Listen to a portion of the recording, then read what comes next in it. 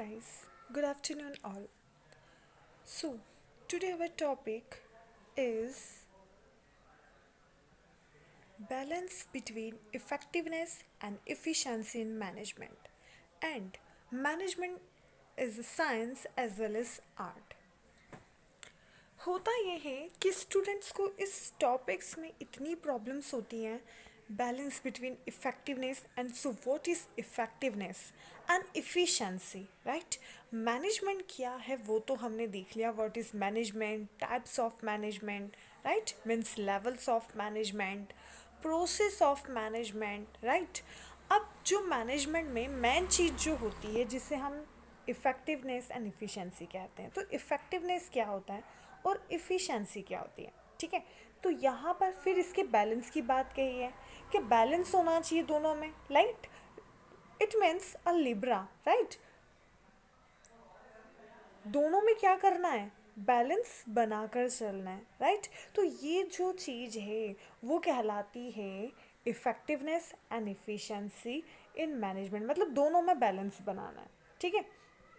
तो पहले तो हम ये देखते हैं कि इफ़ेक्टिवनेस क्या होती है और इफ़िशेंसी क्या होती है। आई थिंक ये सिंपल सी जो चीज़ है बैलेंस, वो तो आपको समझ में आ ही गया होगा, मीन्स इक्वलिटी राइट। अब हम आगे बढ़ते हैं इफ़ेक्टिवनेस। इफ़ेक्टिवनेस क्या होता है और इफ़िशेंसी क्या होती है। तो पहले तो इफ़ेक्टिवनेस को जनरली बात करते हैं कि effectiveness means way of work right. Means आपको कोई भी काम कहा गया है, जब इफ़ेक्टिवली कहा जाता है कि आपको ये करना है, ठीक है, तो वो क्या होता है, एक प्रेशराइज करके, है ना, एक किसी भी चीज़ को लेकर बोला जाता है ना। और इफ़िशेंसी क्या होती है, इफ़िशेंसी का मतलब होता है ऑन टाइम करना, मीन्स उसका क्या यूज़ हो रहा है ना, मतलब वो आपको कितना यूज़फुल हो रहा है। एक एग्जाम्पल पे हम देखते हैं कि इफ़ेक्टिवनेस और इफ़िशेंसी क्या है। अगर मैंने आपको कोई काम कहा है कि आपको ये करना है, ठीक है, अगर मैं सिंपल वे में कहती हूँ अरे ये काम कर देना, तो क्या होगा, आप आज नहीं तो कल नहीं तो परसों इस टाइप से आप काम करोगे, ठीक है। अब इफ़िशेंसी में क्या हुआ, वो काम क्या हुआ, टाइम पर नहीं हुआ, मतलब मेरे कहने का कोई मतलब नहीं निकला, उस चीज़ को कोई यूज़फुल नहीं रहा, है ना। यही मैं थोड़ा सा प्रेशराइज करके कहती कि आज आपको इस काम को कंप्लीट करना है। सपोज़ आपको एक क्वेश्चन दिया गया, उसको सॉल्यूशन करना है और वो मुझे आज ही चाहिए, ठीक है। जब वो मुझे आज ही चाहिए तो ये क्या हो गया, इफ़ेक्टिवली बोली मैंने ये बात आपको, ठीक है। अब इफ़िशेंसी क्या रही कि जब मैंने आपको कहा तो आपने आज ही उस काम को, उस क्वेश्चन को सॉल्यूशन किया, है ना, उसका सॉल्यूशन किया, तो मतलब कि जब कहा गया तो उसका काम क्या हो गया, ऑन टाइम हो गया, परफेक्ट हो गया, ठीक है। तो यहाँ पर अगर सिंपल तरीके से देखा जाए तो इफ़ेक्टिवनेस इफ़िशेंसी दोनों क्या होती है, बैलेंसिंग होना चाहिए, दोनों इक्वल होना चाहिए। मतलब कि जब आप इफ़ेक्टिवली किसी को कुछ कहते हैं तो वो इफ़िशेंसली, मतलब एक तरीके से इफ़िशेंसी का मतलब कहा जाए सिंपल वे में तो क्षमता होती है कि किसी काम को आप जब प्रेशराइज करके या फिर इफ़ेक्टिव, मतलब कि आपका जो मेन मोटो है वो इतना इफ़ेक्टिव होना चाहिए। जस्ट मैं आपको कोई भी टॉपिक पढ़ा रही हूँ तो वो इतना इफ़ेक्टिव हो कि वो आपको समझ में आए, ठीक है, आप उससे अट्रैक्ट हों, ठीक है, आपको अच्छे एग्जाम्पल्स मिले तो आप कनेक्टेड रहेंगे, अदरवाइज नहीं रहेंगे, है ना। तो यहाँ पर इफ़ेक्टिवनेस वही चीज़ होती है और इफ़िशेंसी मतलब उसको करने की क्षमता और उससे क्या हमें हमें क्या बेनिफिट हो रहा है वो चीज़ यहाँ पर होती है, ठीक है। अब हम आगे बढ़ते हैं मैनेजमेंट से science and as well as art. तो ये जो सेकंड टॉपिक है हमारा कि मैनेजमेंट साइंस भी है और आर्ट भी है। तो पहले तो हमने मैनेजमेंट तो देख लिया, ठीक है, उसमें साइंस भी है, तो साइंस का मतलब वहाँ पर मत चले जाना आप लोग, ठीक है, जिसमें आपको कुछ केमिकल सॉल्यूशन करना हो, राइट। तो यहाँ पर कुछ केमिकल सॉल्यूशन नहीं है। साइंस का मतलब यहाँ पर आपको बताया है बेटा जिसमें रूल्स रेगुलेशंस आते हैं, ठीक है, मतलब कौन से रूल्स फॉलो करना है, ठीक, या कैसे करना है कि जिससे हमारा काम इफ़ेक्टिव और इफ़िशेंसी से दोनों से हो, ठीक है। And as well as art मतलब कि रूल्स रेगुलेशन के साथ साथ वो एक आर्ट भी, मतलब किसी काम को कितने अच्छे तरीके से किया जा सकता है वो हमको क्या सिखाता है, आर्ट, राइट। चलिए, सो लेट्स स्टार्ट, हम आगे बढ़ते हैं, ओके। सो हमारा जो टॉपिक, फर्स्ट टॉपिक है balance between effectiveness and efficiency, तो इसको हम कवर अप करते हैं। Balance between effectiveness and efficiency. अब आपको यहाँ पर इस लिब्रा से कुछ तो समझ में आ ही गया होगा, मीन्स दोनों को इक्वली फॉर्म में करना है, ठीक है। तो यहाँ पर कोई मिस्टेक्स नहीं होना चाहिए, मतलब इस टाइप से इन्होंने जैसा कहा है, ठीक है। तो हम आगे बढ़ते हैं, इफ़ेक्टिवनेस क्या है। तो सिंपल तरीके से देखते हैं कि effectiveness refers to doing the right task completely activities and achieve a goal। मतलब कि आपको सही काम सही समय पर करना है, जिससे आप अपना गोल क्या कर सको, अचीव कर सको, उसे कहते हैं इफ़ेक्टिव, ठीक है। मतलब जो मैंने आपको भी एग्जांपल दिया था कि मैंने आपको कहा है कि क्वेश्चन है वो सॉल्यूशन करना है, तो मैंने सही समय पर सही काम दिया आपको, राइट। तो वो क्या हुआ, जिससे मेरा मुझे गोल अचीव करना है। टारगेट क्या है आपका, परसेंटेज, ठीक है। अब हम बात करते हैं कि जब परसेंटेज की हम बात करते हैं मार्क्स की, तो वहाँ पर आपको क्वेश्चन भी देना होंगे, है ना। तो यहाँ पर जो बात कही है, as a according to business की बात करते हैं हम, या उस फील्ड की बात करते हैं जहाँ पर मैनेजमेंट यूज़ किया जाता है, तो बेटा यहाँ पर जब राइट टास्क टू कंप्लीटिंग, ठीक है, टू एक्टिविटीज़ टू अचीव गोल, जो आपको जो भी आपका टारगेट है उसको अचीव करने के लिए आपको सही समय पर सही काम देना पड़ेगा। जब आप प्रेशराइज करके या फिर जब आप उसको इतनी इफ़ेक्टिव मैनर में करोगे तो वो काम इजीली होगा, अदरवाइज नहीं होगा। अब इफ़िशिएंसी को यहाँ इन्होंने क्या बताया, refers to doing the task correctly and with in minimum cost. मतलब कि यहाँ पर refers to doing the task, यहाँ पर टास्क करना है और वो भी सही करना है, और वो भी कम से कम कॉस्ट में। अगर मैं बात करती हूँ कि मुझे, ठीक है, आई गिव एग्जांपल, अगर मुझे कोई आपसे काम करवाना है कि भैया 100 क्वांटिटी में एक वाटर बॉटल जो प्रोडक्ट है वो कंप्लीट होना चाहिए आज ही, ठीक है। ये हमारा टास्क है, क्या है कि 100 क्वांटिटी में होना चाहिए, ये मैंने इफ़ेक्टिवली बोला है।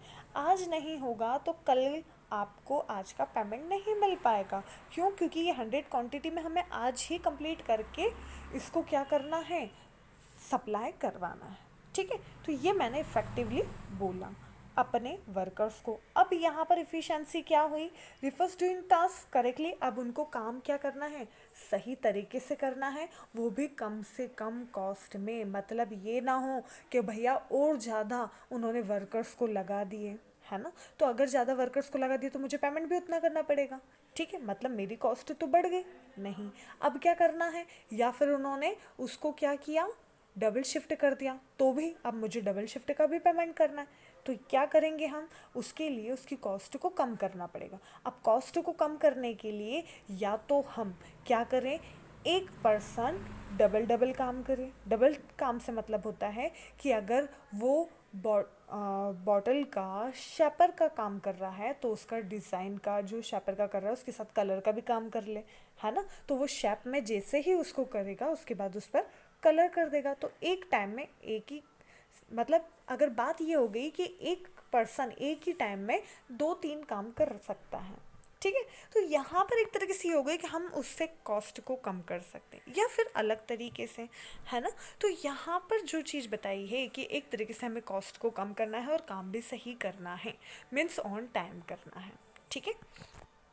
तो आगे बढ़ते हैं, they are interrelated with other, so that is important of management to achieve the desired goal with the minimum resources। अब यहाँ पर क्या बोला है कि ये दोनों क्या हैं, एक दूसरे से इंटर रिलेटेड हैं। मतलब कभी इफ़ेक्टिवनेस होती है, कभी इफ़िशेंसी होती है, तो ये दोनों क्या हो गए, एक दूसरे से रिलेटेड हो गए, ठीक है।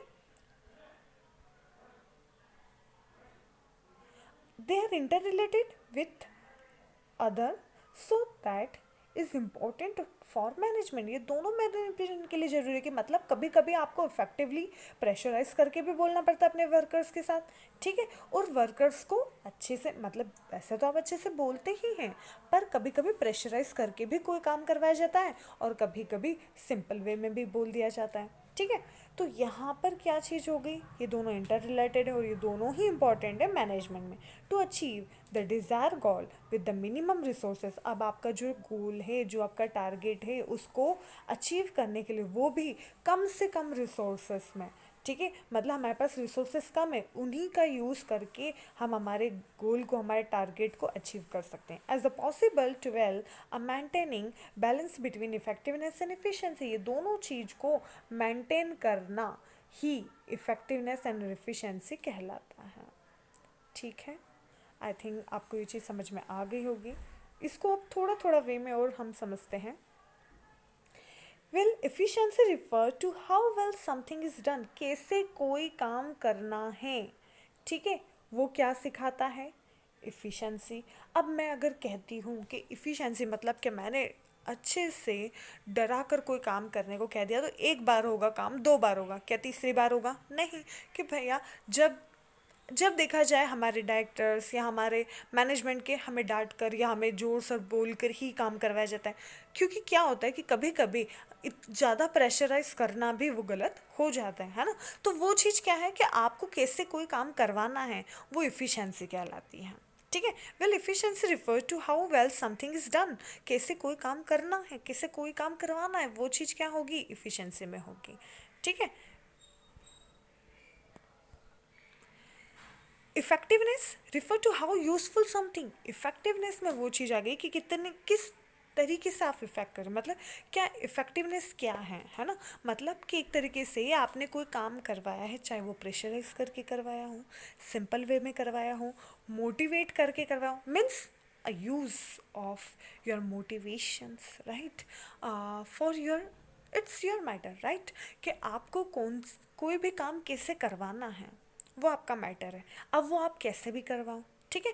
तो यहाँ पर कि वो कितना यूज़फुल रहा है ना। आप अगर मोटिवेट कर रहे हैं तो पॉजिटिव नेगेटिव मोटिवेशन हो रहा है, इंक्रीमेंट करके आप काम करवा रहे हैं, तो आपकी इफ़ेक्टिवनेस क्या, आपका क्या इफ़ेक्ट पड़ रहा है, ठीक है, अपने वर्कर्स पर, अपने कस्टमर्स पर, अपने एम्प्लॉयज़ पर, राइट।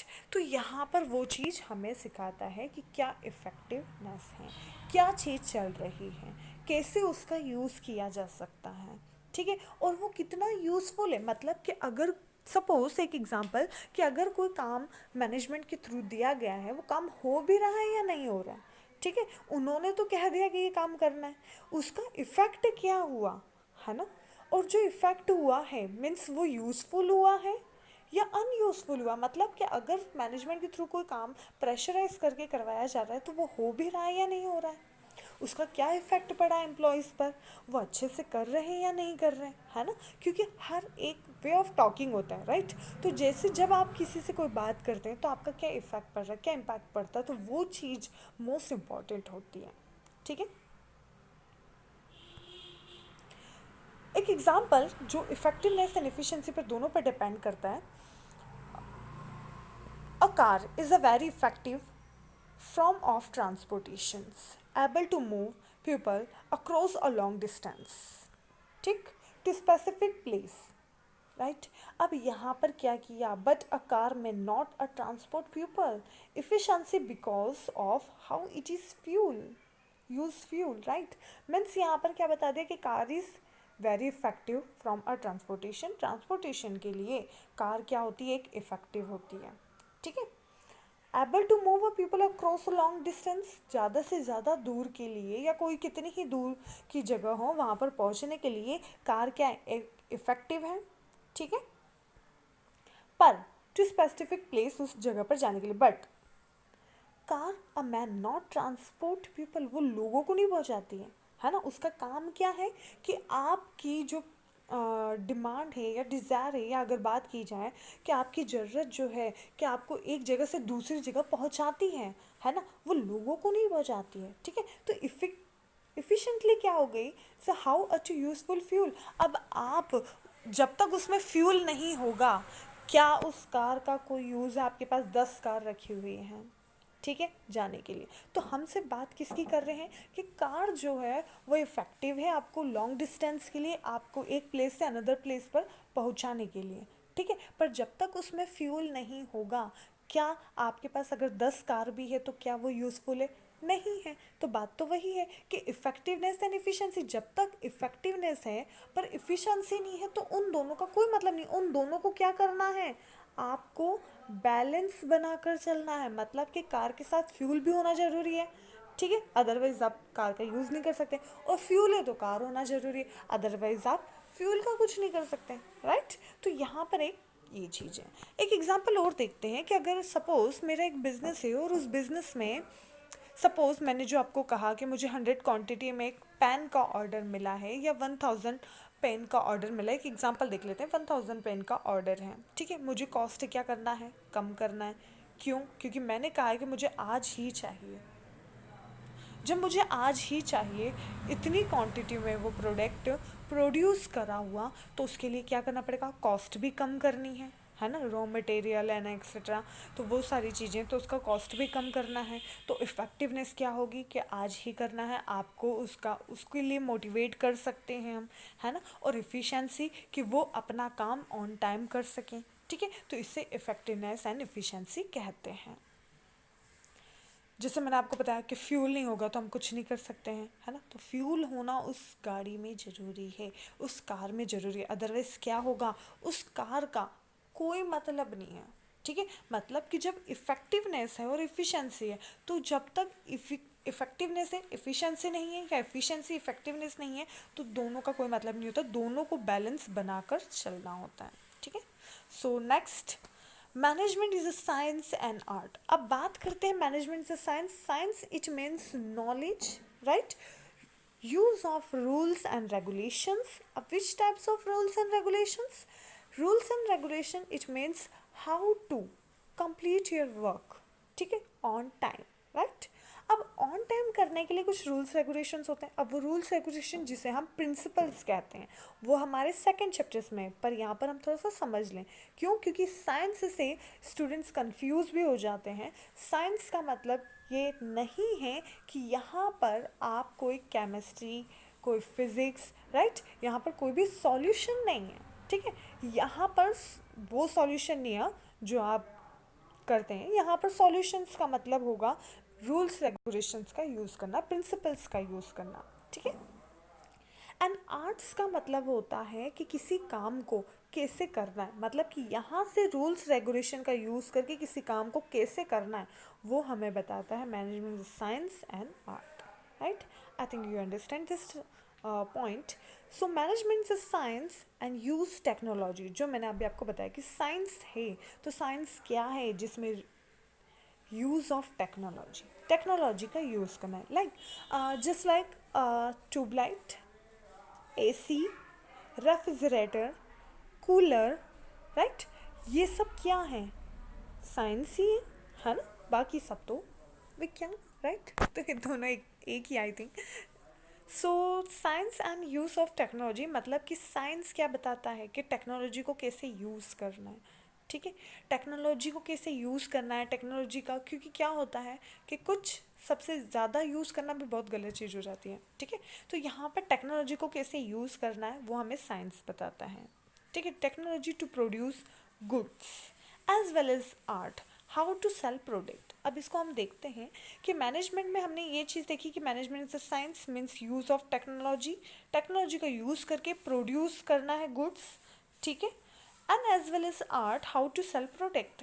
अब यहाँ पर क्या हुआ, जिस एग्जाम्पल कि मेरा एक पेन का बिजनेस है, तो मुझे क्या करना पड़ेगा, उस पेन को एज अ टेक्नोलॉजी प्रोड्यूस करना है, मतलब कि मुझे मशीनरीज का यूज़ करना है, जैसे लाइक शेपर, कलर्स, ठीक है। और उन मशीनों का यूज़ करके पैकेजिंग एंड ऑल, तो इन सब का यूज़ करके मुझे इस पेन का बिज़नेस इसको प्रोड्यूस करना है। अब प्रोड्यूस तो कर दिया है, वो आ गया साइंस में। उसके बाद में हम बात करते हैं आर्ट। तो आर्ट क्या है, मतलब जो मैंने अभी आपको बताया था कि रूल्स रेगुलेशंस टेक्नोलॉजी का यूज़ करके इसका कैसे यूज़ करना है ना। अब इसको यहाँ पर क्या करना है, ये प्रोडक्ट तो हमने बना लिया, अब इसको सेल कैसे करना है, ठीक है। As well as art how it sell product. अब इस प्रोडक्ट को सेल कैसे करना है वो हमें क्या सिखाता है, आर्ट। अब आर्ट क्या है, तो आर्ट में वो चीज़ होती है बेटा कि किसी चीज़ को कैसे बेचा जाता है, कैसे सेल किया जाता है, ठीक है। तो एक तरीके से अगर हम जो बिज़नेस देखते हैं वो चीज़ वही होती है जिसमें आपको, आपने देखा होगा जब आप कहीं पर शोरूम, है ना। ये जो मॉल्स हैं, शोरूम्स हैं, शॉप्स हैं, आप कभी भी शॉपिंग करने के लिए गए होंगे तो आपने देखा होगा मोस्टली गर्ल्स शॉपिंग बहुत ज़्यादा करती हैं। बॉयज़ करते हैं पर गर्ल्स का कुछ ज़्यादा ही शॉपिंग का इंटरेस्ट रहता है, ठीक है, शॉपिंग में कुछ ज़्यादा इंटरेस्ट होता है। तो वहाँ वो चीज़ होती है कि जस्ट एग्ज़ाम्पल कि आप देखिए मैडम ये प्रोडक्ट कितना अच्छा लग रहा है, ठीक है, ये तो सिर्फ आप ही के लिए है, कलर कितना अच्छा है, एक बार आप देखिए तो सही, ठीक है। आप दूसरी बार आपको ये प्रोडक्ट नहीं मिलेगा, आप 10 बार आओगे, ठीक है, क्योंकि यहाँ हम इतना अच्छा मतलब वैरायटीज़ रखते हैं, ठीक है। और ये सब चीज़ें क्या हैं, ये सब हैं सेलिंग, ठीक है, स्किल्स होती हैं, ठीक। यह फॉर दिस ड्रेस, राइट, आपके ऊपर बहुत अच्छी लग रही है ये dress, you are looking like Aishwarya, right. तो ये सारी चीज़ क्या है, ये सिर्फ एक कॉम्प्लीमेंट दिया जाता है फॉर सेलिंग पर्पस, राइट। तो यहाँ पर जो आर्ट है वो क्या बताता है कि आपको उसको सेल कैसे करना है, ठीक, जिसमें आपको बहुत सारे डिस्काउंट्स भी मिल जाते हैं, है ना, वैरायटीज़ बता दी जाती है, कलर्स बता दिए जाते हैं, ठीक है। तो वो सारी चीज़ किस में आती है, साइंस में आती है और आर्ट में आती है। सो आगे बढ़ते हैं। Management is a science, science is a systemised मतलब सीक्वेंस में, ठीक है, body of knowledge. Body of knowledge मतलब कि साइंस में रूल्स रेगुलेशंस तो हैं ही, उसमें उसको नॉलेज बताया जाता है कि किसको क्या पसंद आएगा, राइट।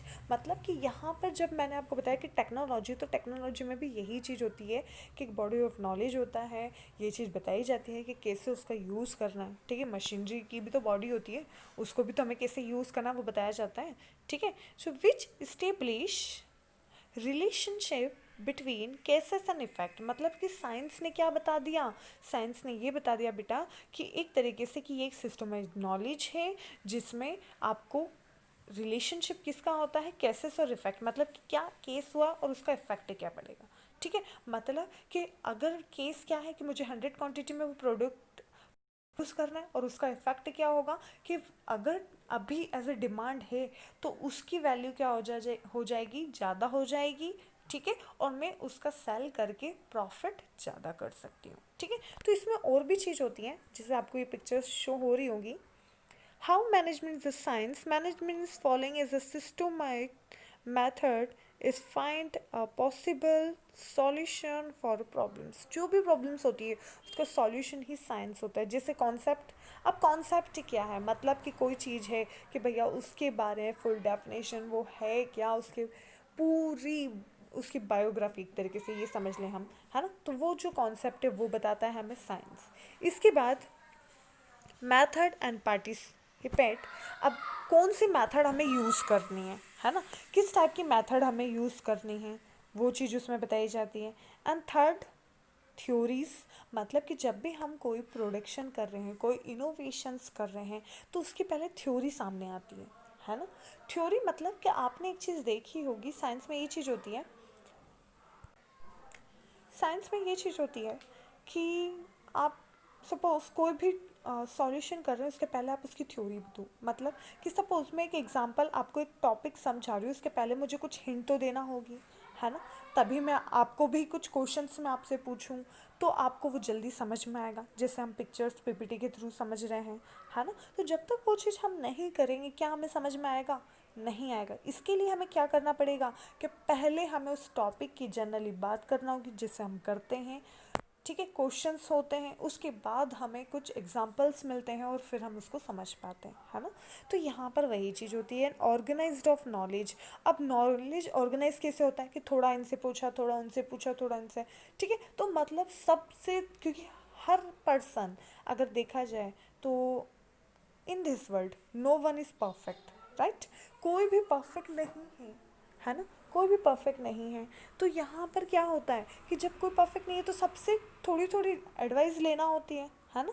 तो यहाँ पर ऑर्गेनाइज्ड ऑफ नॉलेज, नॉलेज को क्या किया जाता है, ऑर्गेनाइज किया जाता है, सबसे नॉलेज लिया जाता है, आप क्या सोचते हैं, आपका ओपिनियन क्या है, राइट, उसके बाद में डिसीजन लिया जाता है। Unpractice, practice and practice, mostly इन सब में साइंस में और चीज़ क्या बता दी जाती है मैनली कि प्रैक्टिस इज़ कंपल्सरी, राइट, कि जब तक प्रैक्टिस नहीं होगी, चाहे वो बिजनेस हो कुछ भी हो, जब तक प्रैक्टिस नहीं होगी, मतलब कि आपको पता नहीं होगा कि जैसे हम ट्रेनिंग देते हैं, है ना, कोई भी बिजनेस में या फिर कोई भी इंडस्ट्रीज़ में या फिर कोई भी जॉब में, लाइक प्रोफेशन में, doctor, engineer, advocate, teachers, right, हर एक प्रोफेशन में ट्रेनिंग दी जाती है। ऐसे ही बिजनेस में भी ट्रेनिंग होती है, मतलब जिसे हम प्रैक्टिस कह सकते हैं। ठीक है, वो जो प्रैक्टिस टाइम होता है, वो जो ट्रेनिंग टाइम होता है, उसमें यही सिखाया जाता है कि किसी काम को कैसे करना है, कैसे करवाना है। ठीक है, और मोस्टली मैनेजमेंट में काम यही होता है कि दूसरों से काम कैसे करवाना है।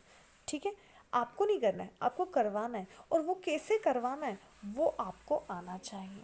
ठीक है, तो यहाँ पर ये चीज़ होती है।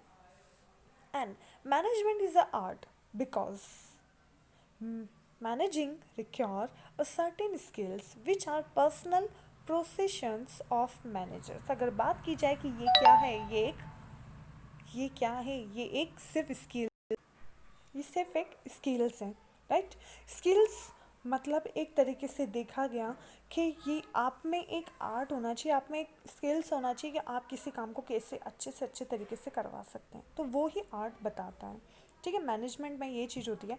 मतलब अगर देखा जाए कि अगर मैं कोई काम करने को कह रही हूँ, जिसे जिस एग्ज़ाम्पल स्टूडेंट्स को, ठीक है, मैंने अगर कोई काम करने को कहा और अगर मैं अच्छे तरीके से बात करती हूँ, अच्छे तरीके से काम करवाती हूँ, या बिज़नेस में है तो हम काम करवाते हैं, तो क्या होगा, वो 10 बार काम किए जाएगा। ठीक है, वहीं पर अगर हम इफ़ेक्टिवली बात नहीं करते हैं, रूडली बात करते हैं, ठीक है, बैडली बात करते हैं, तो क्या वो काम होगा, एक बार तो हो जाएगा, दूसरी बार कोई काम करेगा नहीं, है ना। तो वही चीज़ होती है, जिसे आपने देखा होगा छोटे बच्चों को, जब आपके घर में छोटे बच्चे होंगे, आपने देखा होगा कि जब आप उनको स्ट्रिक्टली कहते हैं तो वो काम नहीं करते, वहीं पर आप जब बहुत प्यार से बात करते हैं, स्वीटली बात करते हैं, बेटा ये काम ही कर दो, है ना, तो वो आपके 10 काम भी करने को रेडी हो जाते हैं। ठीक है, तो या फिर आपने ये देखा होगा कि आपके घर में अगर कोई बच्चा है तो कोई गेस्ट आता है, ऑफकोर्स सभी की आदत होती है, हम जब छोटे थे हमें भी हमारे पेरेंट्स इसी टाइप से क्या करते थे कि जब गेस्ट आते हैं, बेटा इनको पोएम बहुत अच्छे से आती है, चलो पोएम सुनाओ। तो क्या होता है कि जब वो बहुत इफ़ेक्टिवली कहा जाता है, जब प्यार से कहा जाता है, तो ऑफ कोर्स वो बच्चे सुनाते हैं। और वही आपको पोएम नहीं आ रही है, आप सुनाइए, तो क्या होता है, वहीं पर वो काम नहीं होता है, राइट। तो यहाँ पर आर्ट मीन्स कि आप किसी काम को कितने अच्छे तरीके से करवा सकते हैं। ठीक है, तो management is art because managing a require, management में किस चीज़ की ज़रूरत होती है, सर्टेन स्किल्स, स्किल्स की, नॉलेज की, मतलब कि नॉलेज होना चाहिए, एक्सपीरियंस, अनुभव होना चाहिए। ठीक है, तो ये चीज़ सिखाता है art. And is personal and professions of managers. ठीक है, and science provide the knowledge, science क्या देता है, नॉलेज, एंड आर्ट क्या करता है, deals with the applications of knowledge and skills. तो पहले तो हमने ये देख ली कि साइंस नॉलेज देता है और आर्ट क्या करता है, उसी नॉलेज के बलबूते पर या उसी नॉलेज के through deals with the applications की क्या काम करना है ऑफ नॉलेज एंड आर्ट।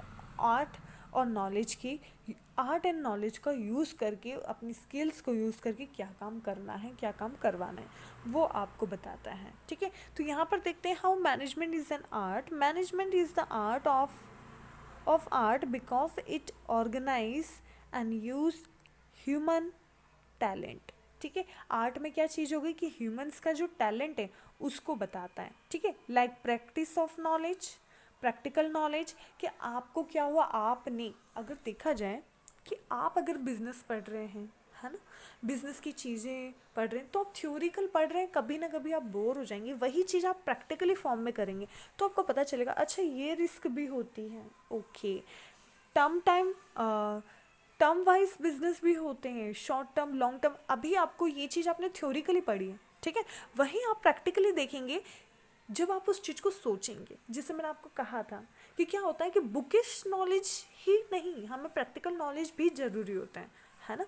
तो आपको पहले इतना पता था, ठीक है, short term, middle and long term business होते हैं, ठीक है, पर आप अभी उसको प्रैक्टिकली फॉर्म में देखें तो शॉर्ट टर्म जो आपने देखा कि कुछ फेयर्स हैं, कुछ मेले लगते हैं, कुछ सेल्स लगती हैं, तो जब भी अब आप उसको देखेंगे तो आपके माइंड में आ जाएगा कि हाँ ये शॉर्ट टर्म बिजनेस है। ठीक है, तो वहीं पर कि प्रैक्टिकल नॉलेज हमें कौन देता है, आर्ट देता है।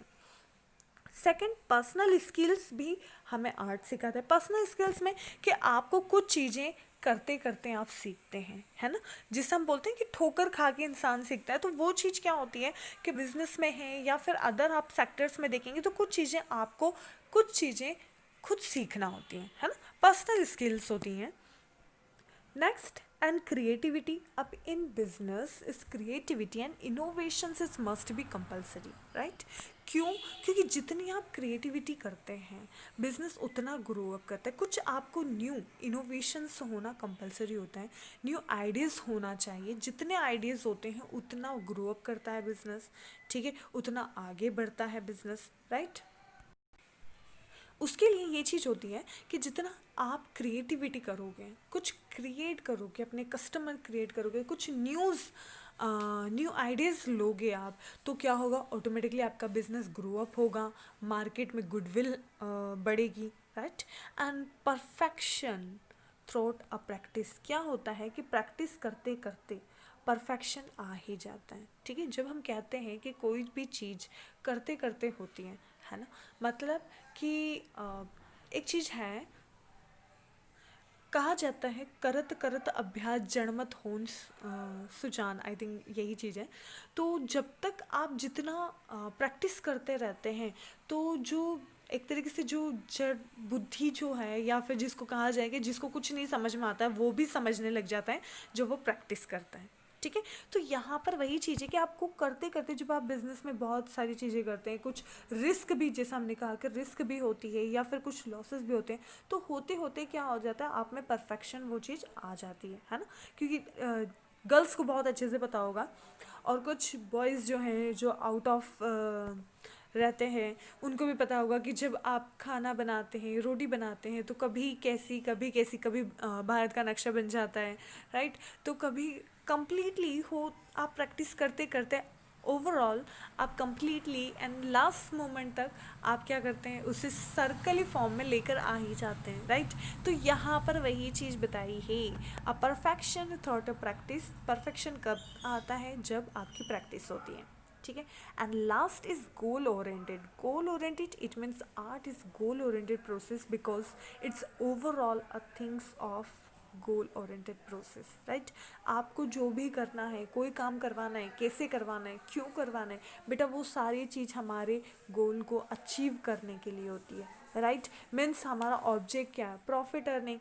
अब जब तक हमारा प्रॉफिट अर्निंग टारगेट ही कंप्लीट नहीं होगा तो इन सब का कोई मतलब नहीं है, राइट। तो इन सब के करने के लिए हमें क्या करना पड़ेगा कि एक गोल ओरिएंटेड प्रोसेस है, गोल ओरिएंटेड है। इट मीन्स आपको ये स्किल्स, ये नॉलेज, ये साइंस, इन सभी का यूज़ करके अपने टारगेट को कंप्लीट करना होता है, ठीक है। अब देखते हैं कि management science and art means it is management is a science and arts both, right.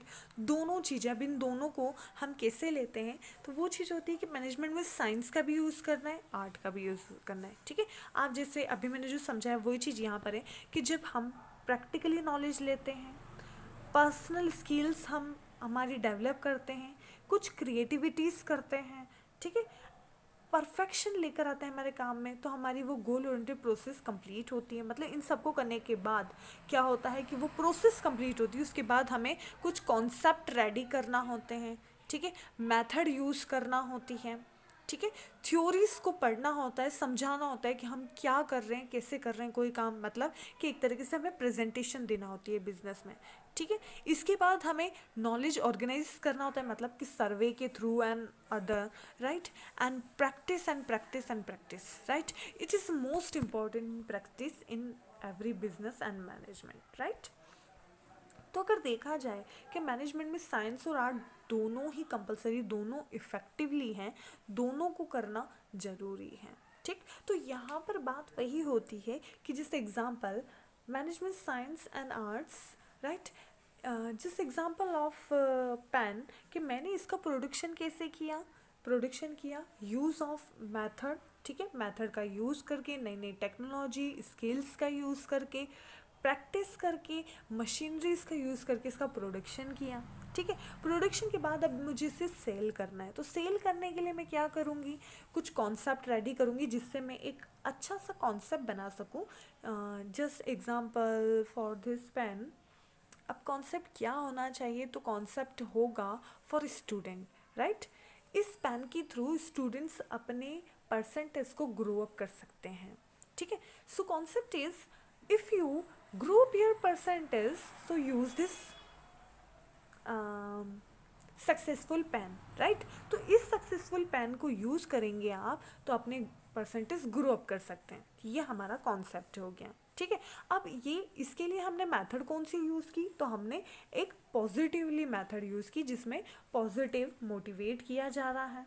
ठीक है, अब यहाँ पर हमने क्या किया कि इसके लिए अब हमने एक प्रेजेंटेशन रेडी की जिसके थ्रू हम पेन्स के बारे में, उसका प्रोडक्शन कैसा होगा, कॉस्ट कितनी कम होगी, कलर्स कितने टाइप्स के रखे जाएंगे, ठीक है, उनकी प्राइजेस क्या क्या होगी, ये सब हमने थ्योरीज में किया। इसके बाद ऑर्गेनाइज नॉलेज करने के लिए हमने सर्वे किया कि स्टूडेंट्स किस टाइप का क्या चाहते हैं, क्या प्रोडक्शन चाहते हैं, ठीक है, किस टाइप का गुड्स चाहते हैं। इसके बाद हमने उसके बारे में प्रैक्टिस की, उसके बाद हमने उसको क्या किया, उस ऑपरेशंस को किया, मतलब कि हमने उसको फॉलो अप किया और हमने प्रॉफिट अर्न किया, राइट। तो ये यहाँ पर क्या चीज़ बता गई कि मैनेजमेंट साइंस एंड आर्ट्स दोनों का यूज़ करके हमने उसको सेल किया है कि आप यहाँ पर रूल्स हुए, यहाँ पर आर्ट्स हुए कि अब उसको सेल कर रहे हैं तो ये सारी चीज़ें फॉलो की, और उसके बाद कि ये पेन जो यूज़ करेगा उसके परसेंटेज ग्रो अप होंगे, जो इस पेन को यूज़ करेगा उसकी राइटिंग्स अच्छी होगी, बिकॉज एग्ज़ाम्स में आपकी राइटिंग्स का भी एक इफ़ेक्ट होता है ना।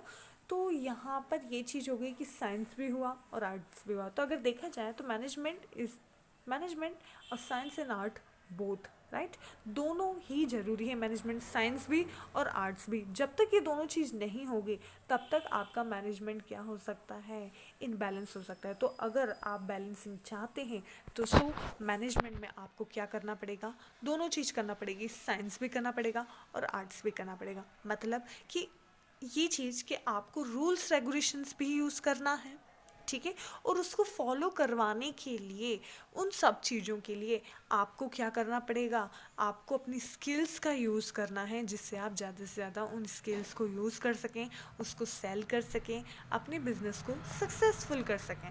ठीक है, so I think you understand this topic, so like, share and comment. Thank you so much.